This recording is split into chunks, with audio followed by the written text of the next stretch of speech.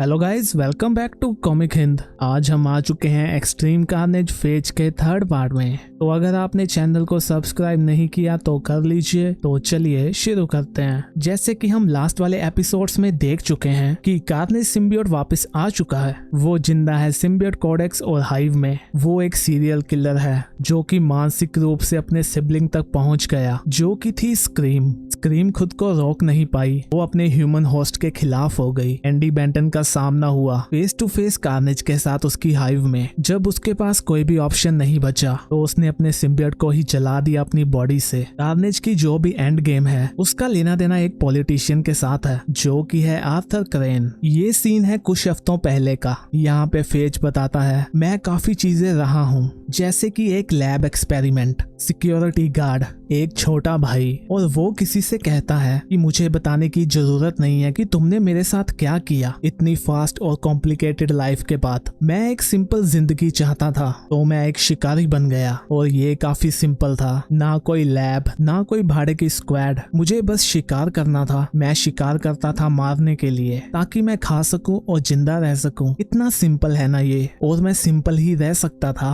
तो यहाँ वो आदमी अपने कुत्ते से कहता है, आज तुमने काफी अच्छा काम किया, तुम एक अच्छे डॉग हो। तभी वो टीवी पे क्रेन की स्पीच सुनता है। उसकी स्पीच सुनते ही उसके कुत्ते को कुछ हो जाता है। वो उस बंदे पे चढ़ जाता है। तो वो कहता है, तुम्हें क्या हो गया, मैंने तो तुम्हें कुछ कहा भी नहीं। और वो उस बंदे को नोच खाता है। तो फेज कहता है, सब कुछ सिंपल था, बट फिर तुमने मुझे बुलाया, मुझे तुम्हारी आवाज ही सुनाई दी, मैंने अपना आपा खोया और मुझे कुछ करना पड़ा। हम देखते हैं कि वो कुत्ता फेज ही होता है और उस पे भी काबू पा लिया है कार्नेज ने। तो कार्नेज कहता है, तुमने तो बस उसको मारा ही है ना, तुमने वो किया जो तुम्हारा काम है भाई, जो कि है खाना। तो वो कहता है, मैंने इसके बारे में कभी भी नहीं सोचा था, बट तुम सही हो, उन्होंने मेरा नाम फेज रखा है। तो कार्नेज कहता है, तुम्हें सब सिंपल चाहिए था ना, मैं हूँ alpha, the apex of codex, और मैं वो कर रहा हूँ जिसमें मैं अच्छा हूँ, तुम्हारे जैसे। सो तुम मेरी लीड को फॉलो करो, क्योंकि एक छोटे से कार्नेज से ज्यादा सिंपल क्या होगा। तो यहाँ उसने फेज पे भी कब्जा कर लिया है। और ये सीन है न्यूयॉर्क सिटी का। यहाँ पे एंडी उन गार्ड्स के साथ लड़ रही होती है। वो गार्ड कहते हैं, हार मान लो, हमें पता है तुमने किसी एलियन को शरण दी हुई है। तो वो भी उनसे लड़ती है। वो कहती है, नो वे।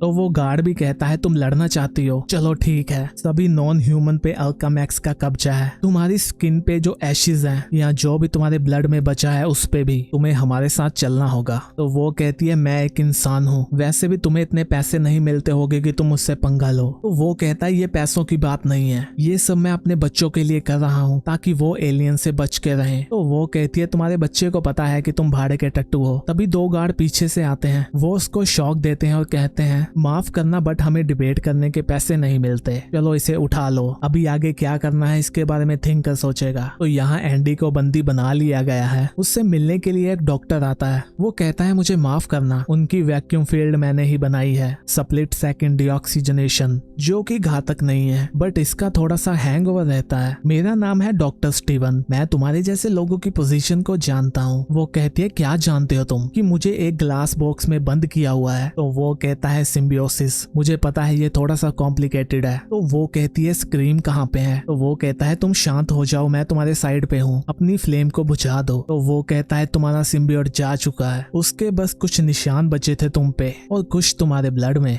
मैं उसी को बचाने का ट्राई कर रहा हूँ। मुझे लगा कि तुम ये जानना चाहोगी, क्योंकि जैसा कि मैंने तुम्हें कहा, मैंने देखा है कि ये रिश्ता क्या करता है लोगों के साथ। और ये सीन है मैनहट्टन का। यहाँ पे एक चोर किसी का फोन लेके भागता है। अभी उसके सामने फ्लैश भी आ जाता है। वो उसकी टांग में वेब को फंसा के उसे गिरा देता है। वो देखता है कि फोन पे क्रेन की स्पीच चल रही होती है। वो कहता है कि आज जो एलियन की वायलेंस हुई वो काफी दुख वाली घटना थी, बट मुझे पता चला है कि लकीली वो बेचारी लड़की बच गई है। इसके लिए मैं अपने सहयोगी अल्कामैक्स का थैंक यू कहना चाहूंगा। फ्लैश देखता है कि ये तो एंडी है। तो यहाँ हम देखते हैं कि वो बग कैशमैन पहुंचता है और वो बताता है कि वो अभी सेनेटर क्रेन के लिए काम करता है और वो उनकी सिक्योरिटी डिटेल को देखेगा। वो बताता है कि उन्होंने एंडी बेंटन के केस में खुद दिलचस्पी दिखाई है, अभी उसका इलाज मेरी निगरानी में होगा, इसीलिए साइड में हट जाओ। तो वो गार्ड आपस में बात करते हैं, नहीं तो क्या होगा, वो मेरा चेक नहीं काटेगा। तो वो गार्ड्समैन कहता है कि वो मनुष्यता के लिए अच्छा काम कर रहा है, आइए सर आप जा सकते हैं। तो वो गार्ड कहता है क्रेन की किसको परवाह है, मैं अपने ओपिनियन घर छोड़ के आता हूँ, मैं अल्केमिक्स के लिए काम करता हूँ, उसके लिए नहीं। तो वो गार्ड्समैन कहता है हम दोनों एक ही साइड हैं, तुम चाहे ना मानो तो वो अलग बात है। हम देखते हैं कि वो अंदर पहुंच चुका है और उसने लोगों को मारना शुरू कर दिया है। एंडी कहती है तुम यहाँ कैसे पहुंचे? तो वो कहता है गद्दार, तुम्हें पता होना चाहिए। वो कहती है मैं तो तुम्हें कभी मिली भी नहीं, ये सब क्या है? तो वो कहता है ये पे बैक है। तो वो कहती है ठीक है, तुम मुझे चाहते थे ना, तो मैं यही हूँ, बट ये इतना आसान नहीं होगा। तो वो कहता है हमें भी पता था कि नहीं होगा। तो मुझे ये बताओ तुम्हें स्क्रीम को जला के कैसा लगा? तभी वहाँ पे इमरजेंसी अलार्म बजता है। वहाँ घोषणा होती है कि यहाँ पे कोई एलियन घुस आया है। तभी उसके सामने फेज आ जाता है। वो कहता है तुम्हें क्या लगा कि तुमने हमें धोखा दिया, मैं तुम्हें ऐसे ही छोड़ दूंगा? तो वो कहती है तुम्हारा फेस, कार्नेज ने तुम पे भी कब्जा कर लिया है। तो वो कहता है कार्नेज ने हमें बचाया, तुम्हारे अटैक की वजह से स्क्रीम ने उसका जवाब नहीं दिया, बट हम तुम्हारी तरह जलते नहीं है, हम तो खा जाते हैं और मेरे सामने एक बहुत ही अच्छा खाना पड़ा हुआ है और तुम्हारा मांस मेरे लिए पहली दावत होगा। यहाँ पे डॉक्टर स्टीव और डॉक्टर लियोलैंडा के बीच में बहस चल रही होती है। वो स्टीव से कहता है तुम आउट ऑफ लाइन जा रहे हो। लिज एलन ने साफ साफ कहा था कि गार्ड्समैन और वो जो भी लेके आएंगे वो सब मेरे डिपार्टमेंट के पास आएगा, तो तुमने ये नमूना किसके लिए रखा है? तो स्टीव कहता है इस कंपनी में एक मैं ही हूँ जिसको इसके बारे में सभी नॉलेज है। तुम लड़ाई लड़ने में काफी काबिल हो गए, बट इस टाइम ये रेस्क्यू मिशन है। अभी उनको भी अलार्म सुनाई देता है। तो डॉक्टर लियोनीडा कहता है यहाँ किसी ने घुसपैठ की है, बट हमारी बात यहाँ पे खत्म नहीं होती। तो डॉक्टर स्टीव कहता है किसी को तो इनके लिए बोलना होगा ना, क्योंकि किसी को भी चुपचाप पीड़ा नहीं होनी चाहिए। तभी उसकी ऊपर वाली छत को फाड़ते हुए आता है फ्लैश थॉम्पसन दी एंटीवेनम। डॉक्टर भी उसको देख के चौंक जाता है। फ्लैश कहता है डॉक्टर स्टीवन, एंडी कहाँ पे है? तो डॉक्टर कहता है फ्लैश थॉम्पसन तुम जिंदा हो क्या? तो वो कहता है डॉक्टर मैं थोड़ा सा जल्दी में हूँ और ये जो अलार्म बज रहे हैं ना ये मेरे लिए नहीं है। मुझे पता है कि एंडी यहाँ पे है, मुझे ये भी पता है कि तुम उसको हर्ट नहीं करने वाले, बट मुझे अल्केमिक्स पे भरोसा नहीं है। बताओ मुझे वो कहाँ पे है? तो डॉक्टर कहता है तुम उसे ढूंढना चाहते हो तो फॉलो करो चिल्लाने की आवाजों को। यहाँ हम देखते हैं कि फेस शीशा तोड़ के अंदर घुस जाता है। वो एंडी पे हमला करता है। तो वो कहती है तुम्हें क्या लगा था मैं तुम्हें उसे ऐसे ही यूज करने दूंगी? तो वो कहता है हमने अपनी बहन स्क्रीम को मौका दिया था ताकि वो अपनी फैमिली के पास आ सके। वो कोल हमारे डीएनए से बुनी हुई है, उसको इग्नोर करना आसान नहीं है। तो एंडी कहती है मैं तुमसे सहमत नहीं हूँ और वो उससे आग पे हमला करती है। तो वो कहता है स्क्रीम को हाइव से जुड़ना ही होगा बेंटन, वो अपनी राख में से भी उठ खड़ी होगी। तुम्हें क्या लगा था तुम मुझे ऐसे ही जला दोगी? तुम्हारा ये हेल मार्क मुझ पे काम नहीं करने वाला। जैसे स्क्रीम पे किया वैसे तो बिल्कुल नहीं। मुझे लगता है वो भी अंदर से यही चाहती थी, शायद वो भी चाहती थी कि तुम उसको उसके दुख से आजादी दे दो और अभी तुम्हारे पास कार्नेज के खिलाफ कोई भी वेपन नहीं बचा। तो वो कहती है फिर भी मैं तुम्हें मुक्के जड़ सकती हूँ ना। वो कहती है कार्नेज ने मेरी आंट का खून किया, मुझे उससे बचने के लिए हेल में से निकलना पड़ा, मैं उसके एक लैब डॉग को तो नहीं छोड़ूंगी। बट तभी वो एंडी को पकड़ लेता है। फ्लैश भी वहाँ पहुँचने ही वाला है। तभी फेज कहता है ध्यान से लड़की, लैब डॉग भी काटते हैं, हमें तुम्हारी कहानी का पता है, तुम्हारा तो जन्म गाड़ी के पीछे हुआ था, तुम्हारी माँ ने तुम्हें छोड़ दिया क्योंकि वो तुम्हें नहीं चाहती थी, तो तुम्हारी मौत भी अलग क्यों होनी चाहिए? अभी उसके पीछे फ्लैश आता है। वो कहता है क्योंकि वो अकेली नहीं है। ये सब खत्म होता है फेज। तो वो कहता है नहीं, जब मैं कहूंगा तब खत्म होगा और वो एंडी को काफी दूर तक फेंक देता है। फ्लैश कहता है एंडी। तो फेज उसको कहता है चुपचाप खड़े हो जाओ, नहीं तो तुम और तुम्हारा सिम्बियोट भी उसके जैसे गद्दार बन जाओगे। तो वो कहता है क्यों ना मैं तुम्हें पीटूं और तुम्हारे बॉस के पास भेज दूं। नल ने पहले ही हमें काफी हर्ट किया है और मैं कार्नेज को जले पे नमक नहीं छिड़कने दूंगा। वो कहता है कार्नेज को हमारी हाइव के लिए ब्लड चाहिए और वो उसको चकमा देते हुए एंडी की ओर जाता है। फ्लैश चिल्लाता है नहीं। वो एंडी की छाती में अपना हाथ घुसा देता है और कहता है कि आज हमें खाना मिलने वाला है। तो गाइस इसी के साथ हमारा ये पार्ट खत्म होता है। नेक्स्ट पार्ट देखने के लिए चैनल को सब्सक्राइब कर लीजिए। वीडियो अच्छी लगी तो लाइक भी कर दीजिए। हम भी मिलते हैं नेक्स्ट वीडियो में, तब तक के लिए बाय बाय।